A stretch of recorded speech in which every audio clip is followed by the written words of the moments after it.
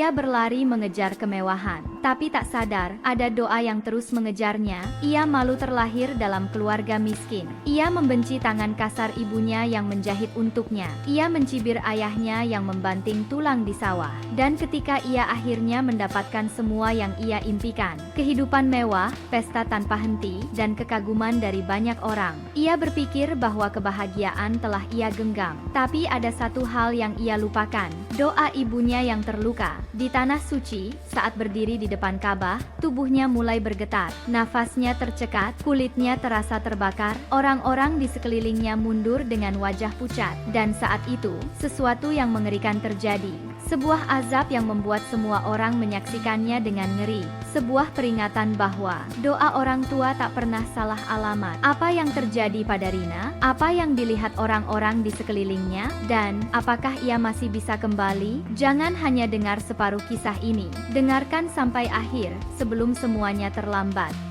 Di sebuah desa yang jauh dari hiruk-pikuk kota Lampung, hiduplah seorang gadis bernama Yuni. Sejak kecil, ia dibesarkan oleh kedua orang tuanya dengan penuh kasih sayang. Ayahnya seorang petani sederhana, ibunya seorang penjahit rumahan. Meski hidup serba pas-pasan, mereka selalu berusaha memberikan yang terbaik untuk Yuni. Gadis itu tumbuh menjadi anak yang cerdas dan berwajah rupawan. Tetapi sayangnya, semakin bertambah usia, hatinya mulai mengeras. Ketika teman-temannya mulai memiliki barang-barang mahal dan kehidupan yang lebih modern, Yuni merasa malu dengan kondisi keluarganya. Ia mulai membandingkan hidupnya dengan mereka yang lebih kaya, merasa bahwa nasib telah berlaku tidak adil padanya. Ia iri melihat teman-temannya yang mengenakan pakaian mahal, memiliki ponsel canggih, dan pergi berlibur ke tempat-tempat mewah. Ia mulai berpikir bahwa hidupnya seharusnya lebih baik, lebih gemerlap, tanpa perlu bersusah payah membantu kedua orang tuanya yang hanya orang biasa. Setiap kali ibunya memintanya membantu menjahit, Yuni menolak dengan kasar. "Aku tidak mau tangan ini jadi kasar seperti tangan mama. Aku ingin hidup nyaman,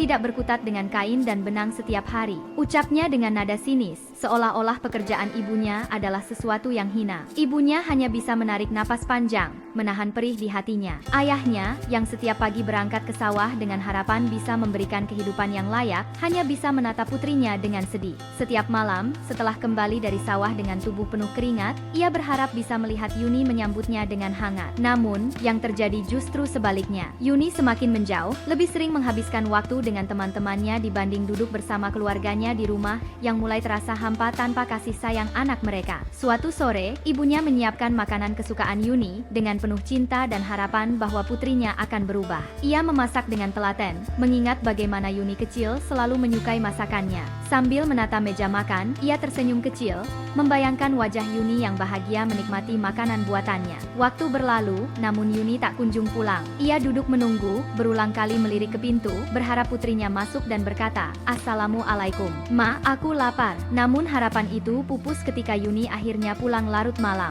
Dengan wajah lelah dan sikap angkuh, ia bahkan tak melirik meja makan yang penuh hidangan kesukaannya. "Aku sudah makan di luar, tidak usah repot-repot buat aku makan di rumah," katanya ketus sambil melempar tasnya ke sofa, kemudian bergegas masuk ke kamar tanpa sedikit pun menoleh ke ibunya. Seketika, keheningan menyelimuti ruangan itu. Ibunya menatap piring yang masih utuh, makanan yang telah ia buat dengan cinta kini, hanya menjadi saksi kesedihan yang semakin dalam. Tangannya gemetar, matanya mulai berkaca-kaca, dan akhirnya, air matanya jatuh, menyatu dengan nasi di piring. Hatinya sakit, bukan karena makanan yang tak disentuh, tapi karena kenyataan bahwa anak yang dulu ia rawat dengan penuh kasih kini begitu jauh, seolah kehadirannya tak lagi berarti. Ia menunduk, berusaha menahan isakan, lalu perlahan membereskan meja makan seorang diri, dengan perasaan yang hancur tak terungkapkan. Pada hari ulang tahunnya, ayahnya menyisihkan uang hasil panen untuk membelikannya sebuah tas yang selama ini ia inginkan. Dengan penuh harap, ia menyerahkan hadiah itu kepada Yuni. Namun, alih-alih bersyukur, gadis itu justru mencibir. "Tas ini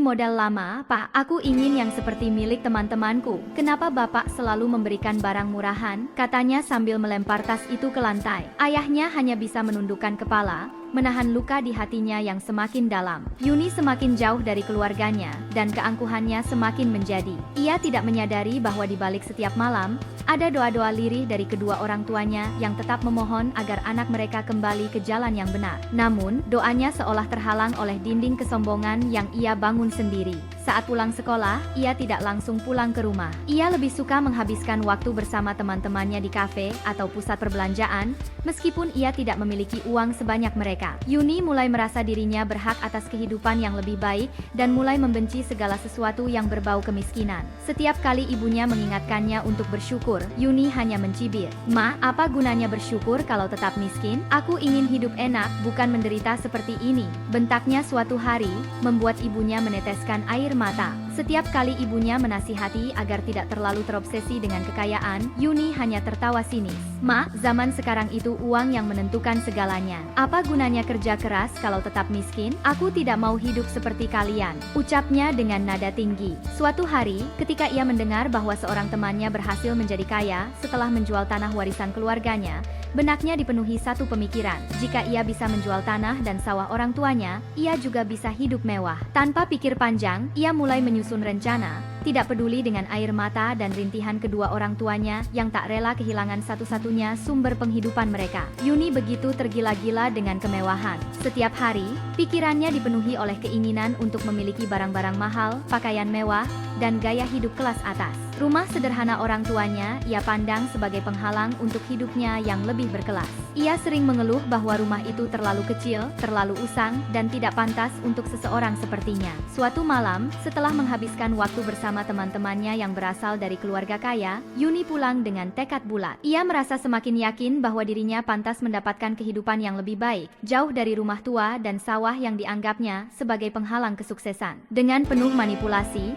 ia duduk di hadapan kedua orang tuanya yang saat itu tengah beristirahat setelah seharian bekerja. Wajahnya tampak serius, seolah ia tengah membicarakan sesuatu yang sangat penting. "Mak, Pak, aku sudah berpikir panjang. Kalau kita jual tanah itu, kita bisa pindah ke rumah yang lebih bagus. Aku juga bisa memulai bisnis. Nanti kita semua hidup lebih enak," katanya dengan suara yang dibuat-buat penuh keyakinan, mencoba menutupi niatnya yang sesungguhnya. Ibunya menatapnya dengan wajah penuh kebingungan. "Nak, tanah itu peninggalan kakekmu. Itu satu-satunya yang kita punya untuk bertahan hidup. Apa yang akan kita lakukan kalau tanah itu dijual?" tanyanya dengan suara bergetar. Namun, Yuni tidak mau mendengar alasan apapun. "Ma, hidup kita tidak akan berubah kalau kita terus miskin. Aku tidak mau jadi seperti ini selamanya. Tolong dengarkan aku kali ini."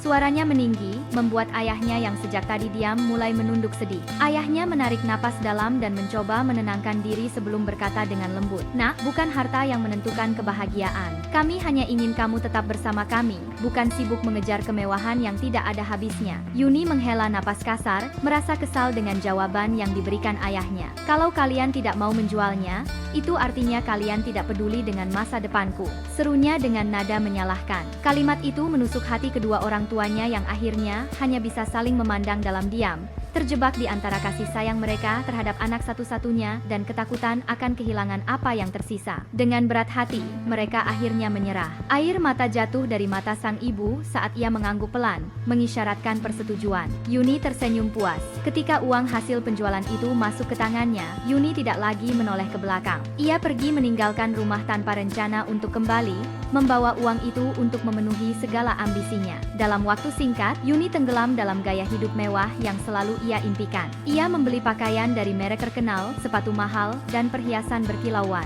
Ia berfoya-foya di restoran mahal, menghabiskan malam-malamnya di klub eksklusif, dan menikmati perjalanan ke berbagai tempat mewah. Ia merasa dunia berada dalam genggamannya. Dengan mobil barunya yang mengilap, ia melaju kencang di jalanan kota, menikmati tatapan kagum orang-orang yang melihatnya. Setiap hari terasa seperti pesta tanpa akhir. Yuni dikelilingi oleh orang-orang yang mengaku sebagai sahabatnya, yang tertawa bersamanya dan memujinya tanpa henti. Setiap kali ia memasuki sebuah ruangan, ia menjadi pusat perhatian. Tidak ada lagi sisa ingatan tentang rumahnya yang sederhana, tentang ibunya yang menangis ketika melepas kepergiannya, atau tentang ayahnya yang hanya bisa menghela napas dalam-dalam ketika ia mengabaikan mereka. Sementara itu, di kampung halamannya, kedua orang tuanya semakin tenggelam dalam kesulitan. Tanpa sawah yang menjadi sumber penghasilan, mereka terpaksa menjalani hidup dari belas kasihan tetangga. Rumah mereka yang dulu berdiri kokoh mulai lapuk, kayunya termakan usia. Namun, yang lebih menyakitkan adalah kehilangan putri yang mereka cintai, yang kini seolah telah melupakan mereka. Setiap kali ibunya mencoba menelepon, suara Yuni terdengar dingin. "Ma, aku sibuk, jangan ganggu aku terus," katanya suatu hari sebelum memutuskan panggilan. Dalam waktu singkat, Yuni menjadi seorang wanita kaya raya. Ia memiliki mobil mewah, berlibur ke berbagai negara, dan dikelilingi oleh orang-orang yang mengaku sebagai sahabatnya. Setiap harinya dipenuhi dengan pesta, kemewahan, dan gelak tawa yang terdengar begitu menyenangkan. Namun, tanpa ia sadari, semua itu hanyalah kebahagiaan semu. Ketika ia hadir di pesta-pesta mewah dengan gaun mahalnya, semua orang memuji kecantikannya. Ketika ia mentraktir teman-temannya di restoran bintang 5, mereka bersorak kegirangan, mengeluhkannya sebagai seorang dermawan. Suatu hari, Yuni mengadakan pesta ulang tahun mewah di sebuah kapal pesiar. Semua yang hadir menikmati hidangan mahal, menari diiringi musik dan mengabadikan momen dengan kamera ponsel mereka. Yuni tertawa dan tersenyum, seolah dunia begitu sempurna. Lampu-lampu kapal berkelip indah di atas permukaan laut, angin malam berhembus lembut,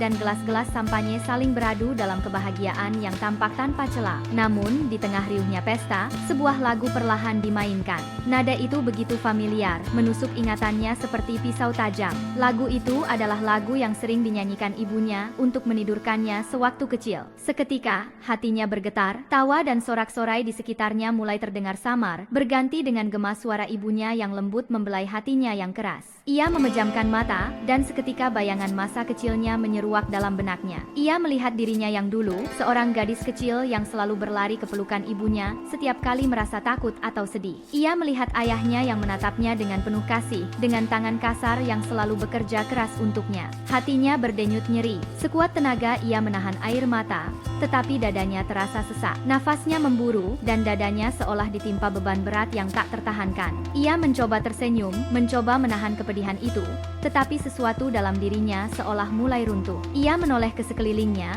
tetapi yang ia lihat hanya orang-orang yang tertawa tanpa benar-benar peduli. Tidak ada cinta di sana, tidak ada ketulusan seperti yang pernah ia rasakan di rumahnya dulu. Ia beranjak dari meja, berjalan dengan langkah gontai ke tepi kapal. Air laut berkilauan di bawah sinar lampu, tetapi tidak ada ketenangan di sana. Ia mengambil ponselnya, menatap layar yang menampilkan nama ibunya dalam daftar panggilan yang tak terjawab. Dengan tangan gemetar, ia hampir menekan tombol panggil, tetapi egonya terlalu besar. Ia menggertakkan giginya, menahan tangis, lalu melempar ponselnya ke atas sofa dengan kasar. Untuk pertama kalinya, ia merasa benar-benar sendirian. Tidak ada kekayaan yang bisa menghapus kesepiannya. Tidak ada pesta yang bisa mengisi kekosongan dalam hatinya. Kekayaan yang ia banggakan ternyata tak lebih dari ilusi. Yuni menatap langit malam yang luas, tetapi tak ada jawaban atas kebimbangannya. Doa ibunya yang selalu ia abaikan kini menggema di benaknya, membuatnya semakin tersesat dalam perasaan yang ia sendiri tidak mengerti. Ketika pesta usai dan semua orang pulang,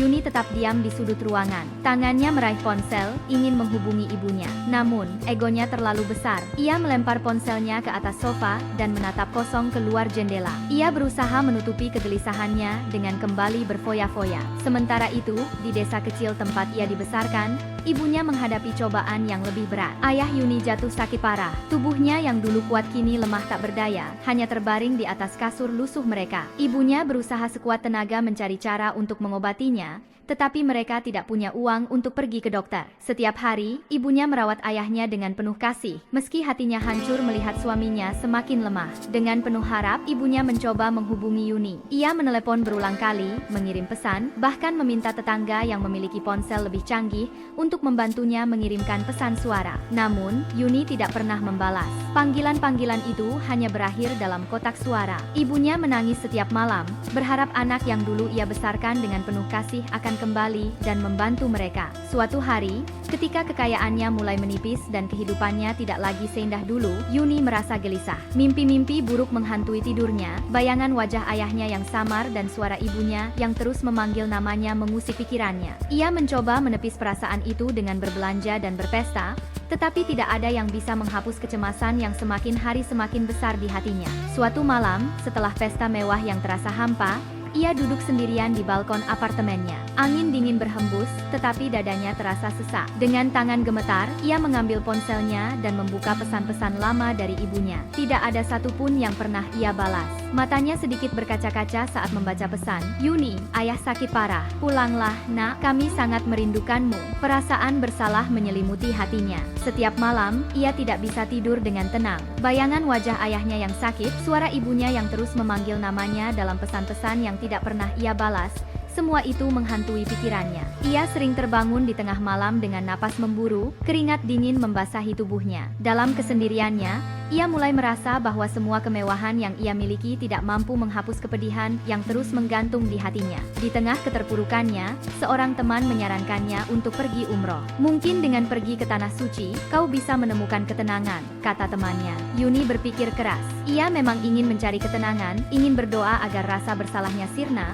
Meskipun jauh di lubuk hatinya, ia tahu bahwa ada sesuatu yang tidak bisa diperbaiki hanya dengan doa. Namun, dorongan untuk melarikan diri dari rasa bersalah membuatnya akhirnya memutuskan untuk pergi umroh. Suatu hari, ibunya kembali menelepon, suaranya terdengar lemah dan penuh harap. Nak, ayahmu semakin parah. Kami tidak punya biaya untuk membawanya ke dokter. Tolonglah, nak, kirimkan sedikit uang untuk biaya pengobatan ayahmu, pinta ibunya dengan suara bergetar. Namun, Yuni yang kini tenggelam dalam kehidupan mewahnya, hanya mendesah malas. Ma, aku sedang bersiap untuk umroh. Lebih baik aku gunakan uangku untuk mendoakan kesembuhan ayah di depan Ka'bah, daripada memberikannya untuk biaya rumah sakit yang belum tentu menyembuhkan. Percayalah, doa dari Tanah Suci lebih ampuh, ucapnya dengan nada ringan, seolah yang ia bicarakan hanyalah sesuatu yang sepele. Ibunya terdiam, menahan air mata yang sudah menggenang di pelupuk matanya. Napasnya bergetar, tetapi ia tidak ingin memohon lebih jauh. Baiklah, nak, semoga doamu dikabulkan, jawabnya dengan suara lirih sebelum menutup telepon. Ia menatap suaminya yang terbaring lemah di kasur lusuh mereka, hatinya hancur mengetahui bahwa anak yang dulu mereka besarkan dengan penuh kasih kini tak lagi peduli.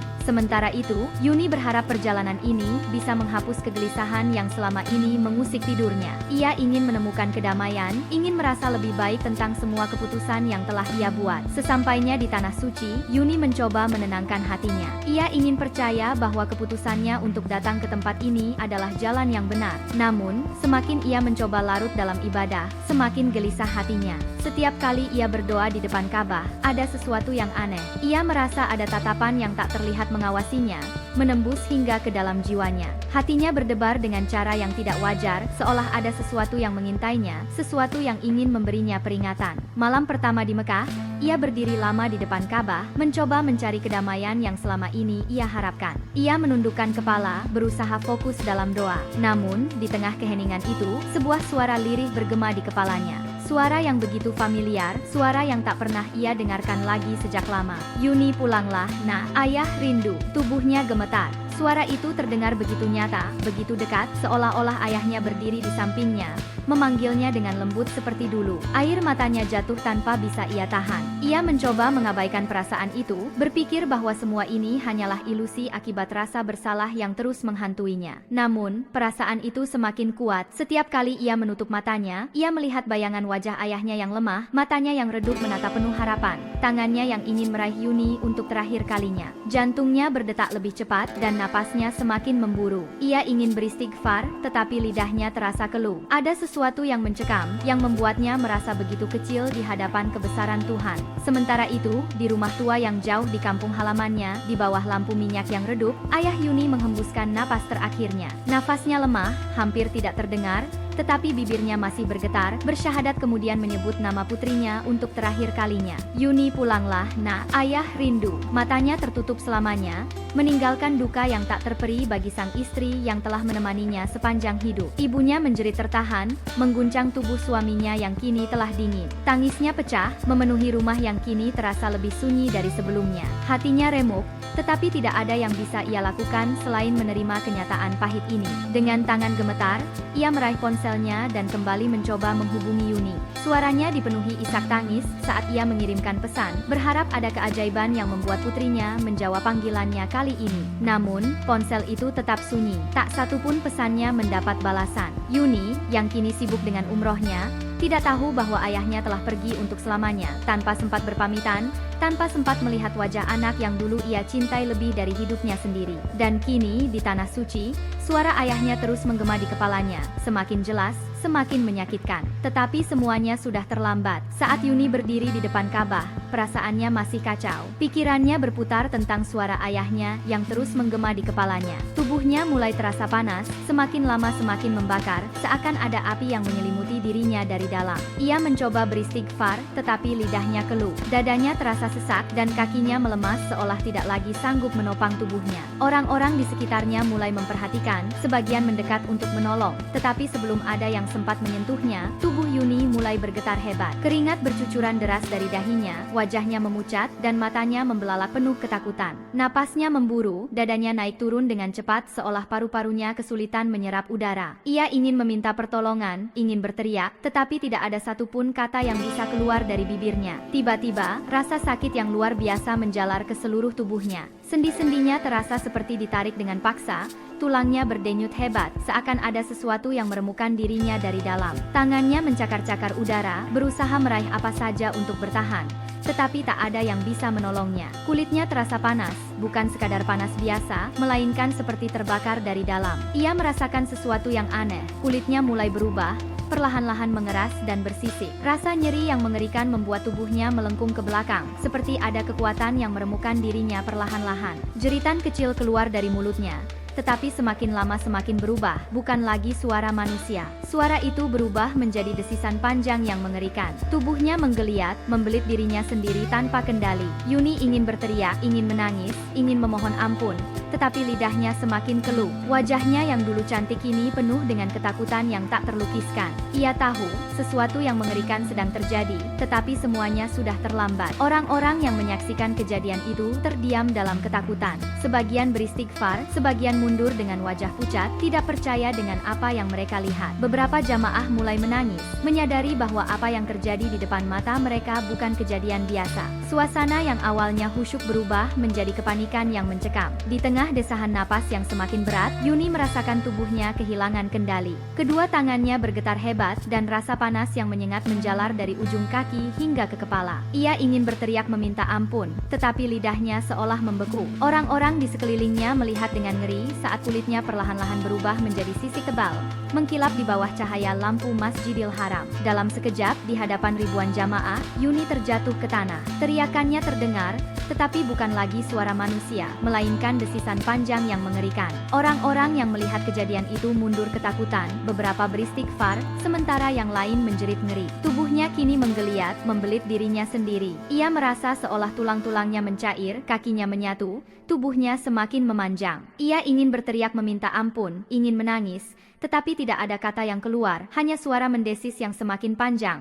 memenuhi udara dengan kengerian yang mencekam. Air mata mengalir deras dari mata-mata yang menyaksikan kejadian itu. Beberapa jamaah bersimpuh, memohon perlindungan kepada Allah. Mereka tidak pernah melihat kejadian seperti ini sebelumnya. Yuni, yang dulu sombong dan lupa daratan, kini berubah menjadi makhluk yang menjijikan. Azab itu nyata, dan ia merasakannya dalam setiap detik siksaan yang harus ia tanggung di Tanah Suci. Sementara itu, di rumah kecil di kampung halaman, ibunya duduk dalam kegelapan, menggenggam foto Yuni dengan tangan gemetar. Air matanya jatuh membasahi pipinya yang sudah keriput. Dengan suara lirih, ia berdoa, "Ya Allah, lindungilah anakku, bimbinglah ia agar kembali ke jalan MU. Ampunilah segala dosa-dosanya, dan jadikanlah umrohnya mabrur. Aku ingin putriku pulang dalam keadaan selamat, menjadi anak yang solehah, seorang anak yang penuh cinta dan kasih kepada orang tuanya. Aku tidak meminta banyak, ya Allah, hanya ingin melihat senyumnya lagi, mendengar suaranya memanggilku dengan lembut." Tangannya menggenggam tasbih yang telah usang, bibirnya terus bergetar melantunkan doa. Setiap malam, ia sujud lebih lama, meneteskan air mata yang tak henti-henti, mengadu kepada Sang Maha Kuasa agar putrinya tidak lagi tersesat dalam dunia yang penuh tipuan. Ia menolak percaya bahwa anak yang telah ia besarkan dengan penuh kasih kini begitu jauh darinya, begitu terperosok dalam kesombongan. Hatinya terus berharap bahwa doa seorang ibu akan menjadi jembatan yang membawa putrinya kembali ke rumah dengan selamat. selamat. Namun, ia tidak tahu bahwa putrinya kini telah menerima balasan dari langit, sebuah hukuman yang datang tanpa ampun. Ia tidak tahu bahwa doa-doanya kini hanyalah gema yang terpantul di langit, sementara anak satu-satunya sedang menghadapi azab yang tak terhindarkan di tanah suci. Kisah Yuni menjadi pelajaran bagi semua yang mendengar. Ia, yang pernah begitu kaya dan sombong, kini menjadi makhluk yang tak lagi dikenali di tanah suci. Tidak ada satupun harta yang bisa menyelamatkannya dari murka Allah. Tubuhnya yang dulunya anggun kini menjijikan, hanya menjadi simbol bagi kesombongan dan kedurhakaannya. Sementara itu, di desa kecil yang dulu ia tinggalkan, ibunya bersimpuh dalam doa yang panjang. Di atas sajadah yang telah lusuh oleh air mata, ia terus memohon kepada Tuhan dengan suara lirih, "Ya Allah, ampunilah anakku. Jika ia tersesat, tuntunlah ia kembali ke jalan yang benar. Jika ia telah berbuat salah, terimalah taubatnya. Aku ingin melihatnya kembali, ya Allah. Aku ingin mendengar suaranya memanggilku, merasakan tangannya menggenggam tanganku. Aku ingin anakku menjadi anak yang solehah." Namun, ia tidak tahu bahwa putrinya telah menerima hukuman yang tak terbayangkan, bahwa anak yang ia nantikan pulang tidak akan pernah kembali seperti yang ia harapkan. Hanya doa yang terus ia panjatkan, doa yang melayang ke langit, entah dikabulkan atau hanya menjadi gema di udara. Tapi azab telah dijatuhkan, dan di hadapan Ka'bah, Yuni menjadi peringatan bagi siapa saja yang berani durhaka kepada orang tuanya. Karena sesungguhnya, doa orang tua adalah doa yang mustajab, dan murka mereka adalah murka yang tiada tandingannya.